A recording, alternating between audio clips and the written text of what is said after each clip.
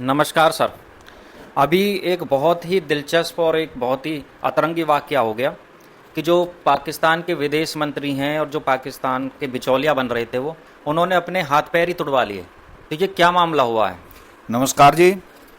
29 मार्च 2026 को पाकिस्तान में एक समझौता वार्ता के लिए एक वो मीटिंग बुलाई गई।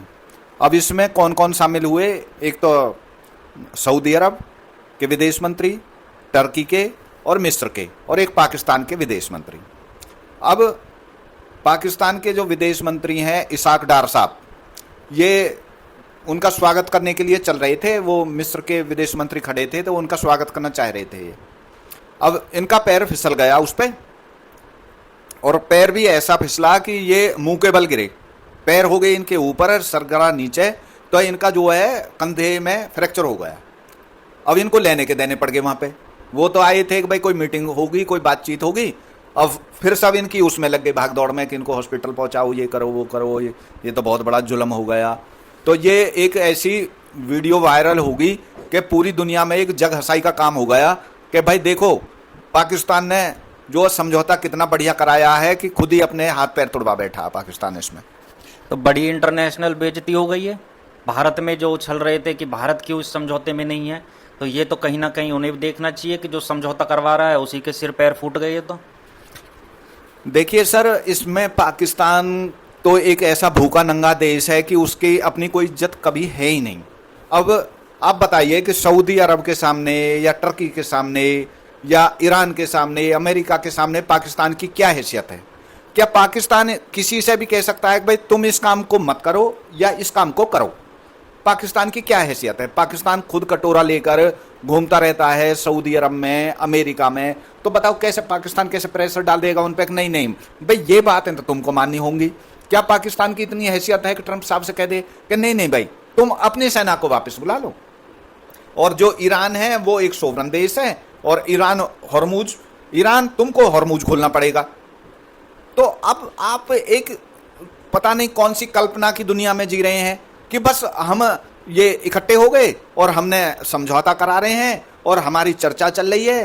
अरे भाई, चर्चा किस चीज में चल रही है? तुम ये तो देखो कि ट्रंप साहब कह रहे हैं कि चर्चा चल रही है, हम समझौता कर रहे हैं। वो डेली कह रहे हैं कि ईरान हमसे समझौता कर रहा है, और वो कर क्या रहे हैं? वो ग्राउंड पर मिलिट्री उतारना चाह रहे हैं। अब बताओ, अब ये कितनी विकट स्थिति बनी हुई है। अब अगर ये समझौता की बात करते हैं, और सबसे बड़ी दिलचस्प बात, ईरान ने ही साफ मना कर दिया। ईरान ने अपना ना तो कोई नुमाइंदा भेजा, ना इन चारों से कोई बात करी। कह दी नहीं नहीं, ये सब बहकाने वाली बातें हैं। वो तो अमेरिका तो साफ बात है, अमेरिका के तो जो मरीन आ रहे हैं इधर को, और वो तो पूरी तैयारी कर रहे हैं। और ईरान ने अपनी पूरी तैयारी कर रखी है कि भाई खर्ग आइलैंड पे वो कब्जा करना चाह रहे हैं। उन्होंने, ईरान ने अपनी माइंस बिछा रखी हैं और साफ चेतावनी दे रखी है। आज उन्होंने आज भी मिसाइल मारी है खाड़ी देशों में, और इसमें यूएई में मारी है, सऊदी अरब पर भी आज मिसाइल मारी है उन्होंने। और उन्होंने कह दी कि जैसे ही वो कोई भी यहाँ पर अगर ग्राउंड पर उनकी मिलिट्री उतरती है तो सबसे पहला काम तो ये है खाड़ी देशों को तो हम नेस्तनाबूद कर ही देंगे, उसके बाद होगी जैसे भी होगी। पहले तो ये समझ लें वो खाड़ी देश को, उनको तो हम बिल्कुल मिट्टी में मिला देंगे। अब पाकिस्तान कहाँ अपना मुंह छुपाएगा? पाकिस्तान क्या करेगा इसमें? पाकिस्तान किसको रोक लेगा? अब बताओ तुम। हम बन रहे हैं जी, चौधरी बन रहे हैं, हम फैसला करा देंगे। अरे भाई, फैसला वो आदमी करा सकता है जिसकी कोई पावर होती है। वो कह सकता है कि भाई नहीं नहीं, ये चीज तुम मान लो, ये चीज तुम मान लो, फैसला हो जाएगा। अब जब तुम्हारी कोई हैसियत नहीं है, किस ढंग से फैसला कर लोगे भाई? तुम खुद कटोरे ले लेकर घूम रहे हो इधर उधर, कौन तुम्हारी बात सुन रहा है? तो ये बेवजह की बात है सब पाकिस्तान की। डोनाल्ड ट्रंप हैं, वो पाकिस्तान को काफ़ी अपनी गोदी में लिए हुए हैं।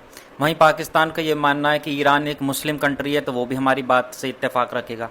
तो इस करके वो फैसले करवाना चाह रहे हैं, पर उन्होंने तो अपनी इंटरनेशनल बेइज्जती करवा ली है, कंधे ही उतर गए हैं उनके विदेश मंत्री के। तो ये अब क्या होगा? फैसला होगा या नहीं होगा? क्या इस मीटिंग में होगा? आगे क्या होगा? देखो जी, इसमें कुछ भी नहीं होगा। बहुत भीषण युद्ध होने की संभावना हो रही है। पहले सभी को ये अंदाजा था, बार बार ये बात बोली जा चुकी है कि अमेरिका को भी नहीं था कि इतना बड़ा मकड़ जाल है, कि वो जाल बुना पड़ा है कि उसमें जाके घुस तो जाएंगे और बाहर नहीं निकल पाएंगे। अब तो आपको जानकर आश्चर्य होगा कि खुद नेतन्याहू साहब अपना हाथ पीछे खींच रहे हैं। वो इस लड़ाई से पीछे हटना चाह रहे हैं, जिन्होंने ट्रंप को इस लड़ाई में खींच लिया। अब वो कह रहे हैं कि भाई हम ग्राउंड पे तो अपने सैनिक नहीं भेजेंगे, हम सिर्फ हवाई हमले करेंगे। अब वो तो इस बहाने से कि भाई मेरी तो लेबनान में भी लड़ाई चल रही है और मेरी हमास से भी लड़ाई चल रही है फिलिस्तीन में, तो मैं तो ग्राउंड पे अपनी आर्मी, मेरे पास है ही नहीं इतनी आर्मी, वो तो साफ बोल दिया उन्होंने, मेरे पास इतने सैनिक ही नहीं है, मैं नहीं भेज पाऊंगा। अब ट्रंप साहब की गर्दन वहां फंस गई हॉर्मुज पर, क्योंकि अब किसी के जहाज ही नहीं निकल पा रहे। जहाज किसके निकल पा रहे हैं? देखिए साहब, चीन के, भारत, जिसके लिए सब चिल्ला रहे हैं कि भारत की विदेश नीति फेल हो गई है। अरे भाई, भारत की विदेशी नीति अब से ज्यादा सक्सेसफुली कभी नहीं हुई है। भारत तो इसमें जानबूझकर बिल्कुल हिस्सा नहीं ले रहा है। ये बहुत बढ़िया बात है कि जो भारत इसमें हिस्सा नहीं ले रहा है।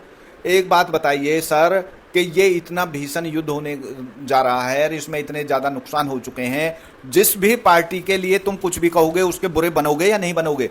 किस मुंह से आप ट्रंप साहब से कह दोगे कि भाई नहीं नहीं तुम युद्ध रोक दो या तुम ये चीज गलत है? किस मुंह से ईरान से बोल दोगे कि नहीं भाई ये गलत है, तुम खाड़ी देशों पे वो कर दो? जिससे भी कहोगे उसी के बुरे बनोगे या नहीं बनोगे? तो भारत की तो पॉलिसी बहुत स्पष्ट है और बहुत सदी हुई पॉलिसी है कि भाई हम तो बीच का रास्ता लेके चलेंगे, हम नहीं उस पाले में ना उस पाले में है। और ईरान ने इस बात पे खुशी जाहिर की है कि भाई भारत का कोई रोल ऐसा नहीं है। बेशक इजराइल उसका बिल्कुल खास दोस्त और खास उसका भाई है। इजराइल बार बार कहता है कि भारत मेरा बड़ा भाई है, और वो खुद नेतन्याहू साहब कहते हैं कि मोदी मेरे बड़े भाई हैं, उनका आदेश सर्वमान्य है। लेकिन इसके बावजूद ईरान इस बात को कह रहा है कि भारत का रोल बिल्कुल भी निष्पक्ष है। उन्होंने अभी तक कहीं कोई भी ऐसी बात नहीं हुई है जिससे हम कहें कि नहीं भाई ये तो इजराइल के पाले में झुक रहे हैं। तो भारत की तो नीति बिल्कुल साफ है कि भाई शांति की नीति है हमारी, भाई दोनों पक्ष बातचीत कर लो, साफ बात है। और कौन क्या कर लेंगे भाई? वो एक मैसेंजर के तौर पे बात करना चाह रहा पाकिस्तान कि ट्रंप साहब ने एक 15 सूत्री कार्यक्रम दे दिया कि ये चीज करो भाई, ये खाली कर दो, वो चीज छोड़ दो, वो चीज मत करो। ईरान ने पहले ही साफ मना कर दी कि नहीं नहीं हम इन सब चीज़ों पर कोई वार्ता बातचीत नहीं करेंगे, हमें सब चीज़ की पता है और हम इस झांसे में आने वाले नहीं हैं। ये सब लोग इकट्ठे होकर हमको फंसाना चाहते हैं, हम इनकी किसी वार्ता में हमें कोई दिलचस्पी नहीं है। बहुत बहुत धन्यवाद सर आपका, बहुत ही विस्तार से आपने समझाया कि पाकिस्तान का इसमें कोई रोल बन नहीं रहा है, पहले ही अपने कंधे तोड़वाने चालू हो गए हैं उनके। और भारत जो अपना न्यूट्रल है, इस बार तो हम देख रहे हैं कि चीन भी न्यूट्रल है, वरना मध्यस्थता तो वो काफ़ी कराने की पेशकश करता था। तो इन दोनों के जहाज भी निकल रहे हैं और विपक्ष इस चीज़ को क्यों नहीं समझ रहा है वो भी आपने समझाया। देखिए सर, मैं इस पर कुछ कहना चाहता हूँ चीन के मुद्दे पर। आज की डेट में देखिए, सच्चाई को आदमी को स्वीकार करने की आदत डालनी चाहिए। विपक्ष का तो काम होता है कि हर चीज़ को एक गलत दृष्टि से पेश कर देना, सच्चाई से दूर रखना। सच्चाई ये है कि आज की डेट में अमेरिका और रूस के बाद में यदि कोई सुपर पावर है तो चीन है, और बल्कि रूस से भी ज़्यादा सुपर पावर है तो वो चीन है, क्योंकि उसकी जो इकोनॉमिक पोजीशन है रूस से कहीं बहुत ज़्यादा है। रूस मिलिट्री में बेशक है, उसके पास एटॉमिक बम है, इसके अलावा और कोई बात नहीं है। चीन मिलिट्री रूप में भी और इकोनॉमिक रूप में भी विश्व की अमेरिका के बाद में सबसे बड़ी ताकत है। अब समझ लीजिए, आप बातों को समझिए चीन की को, कि चीन इस मामले में बिल्कुल चुप बैठा है, एक शब्द नहीं बोला उसने। क्या चीन डरता है अमेरिका से?